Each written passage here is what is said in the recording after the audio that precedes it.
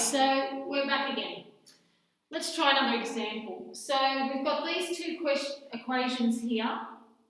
We're looking for x or y with nothing in front of them.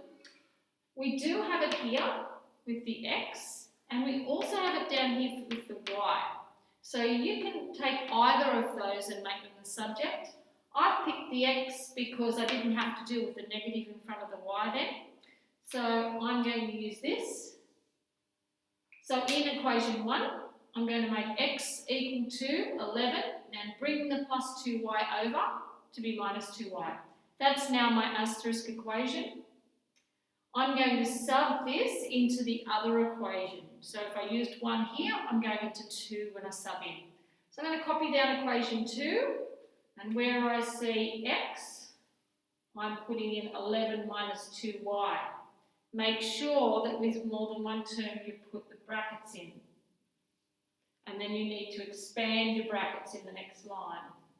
So the next line, we're expanding the brackets to get 22 minus 4y. Just drag that down to be minus y equals 2. Just continue collecting your like terms here for minus 5y and continue through solving it. Just don't muck up this negative here. So we have minus 5y equals minus 20. To get rid of times minus 5, we divide by minus 5 and then just put that in your fraction key on your calculator. So we end up with y equals 4. Okay, when we get the y equals 4, we're going to sub y equals 4 into the asterisk equation. So if you look back here, the asterisk equation was x equals 11 minus 2y. We're going to put y equals 4 in there, and we'll get our answer straight out of it as x equals 3. And there's the two answers, x equals 3 and y equals minus 4. Okay, in the next one, now this one, they already have y as the subject in both of them. So when I'm doing these questions, if I had one that already had y equals and y equals, I'd go, well, if that y equals 2x plus 1 and y equals x plus 3, then that must mean that 2x plus 1 equals x plus 3. So I would jump straight down to this line here. So I would go straight to here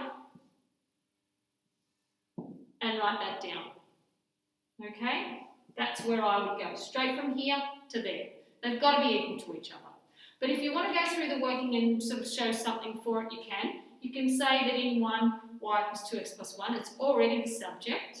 So it's already our asterisk equation. And you can take that and sub it in to number 2. So number 2 is y equals x plus 3. So where we see y, we're going to put in 2x plus 1. And then you'll be back to where I was anyway. So if you can see that they're both equal to y, they have to equal each other, and just keep going and solve x. Okay, so after that, we're up the top here. So we're going to take our x equals 2 and sub it into the asterisk equation. Really, you could put this into anything. I've probably chosen the wrong one here, but we'll put it in there anyway. So we've got y equals 2x plus 1. We'll put x equals 2 in, and you'll end up with y equals 5. So there's our answer. But really, it would have been easier if we just put it into that one, because y equals x plus 3 is a lot easier to sub into. That equation's a lot easier to sub into than that one. So it's up to you. All right, so in number 5, we've got two equations. They sort of don't look like each other at all. Things are a bit all over the place. There's no equal signs lined up. But you can see that there is a y with nothing in front of it and a y down here with nothing in front of it. But this one is already the subject of its equation. So we're better off using that one. I've already labelled it with the asterisk because that's already got the y to be the subject already. So we're going to sub that into the other equation. So we'll copy down equation 2 and sub in for y 2x plus 3. Now don't forget that when you're subbing in for y here, really important that you have the brackets here. More than one term, put it in brackets. Basically, if you're not sure whether you need brackets or not, put them in anyway. Okay, you can't lose anything by putting the brackets around it. Okay, so we do have an expansion here to do with a minus sign out the front. You You can write it as a minus 1 if you want, but that's minus 2x minus 3 when you expand it. Okay, so collect your like terms, you get x minus 3 equals 6, continue through the equation and you get x equals 9. So we're going to take our x equals 9 and sub it back into the asterisk equation here. Copy it down first, and then where the x is, put your 9, and you get y equals 21. So our two answers are x equals 9, y equals 21. All right, the last equation that we're doing, or last two equations we're doing simultaneously, are these two. I picked this because it's got a fraction in it, might throw some of you off, but it's no different to normal.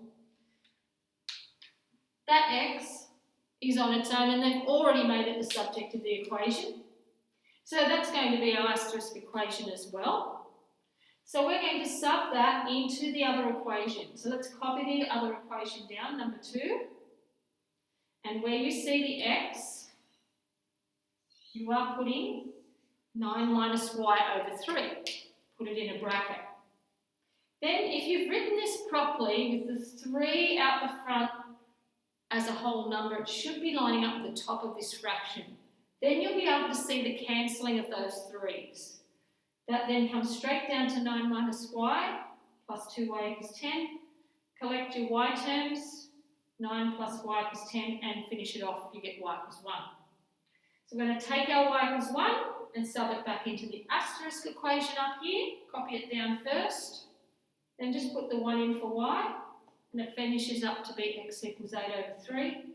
So your two answers are x equals 8 over 3 and y equals 1. So make sure you do your homework. These take lots of practice. You can't do elimination method and substitution method without doing heaps of practice. Okay, so make sure you do all the homework and let me know if there's any issues. Thanks.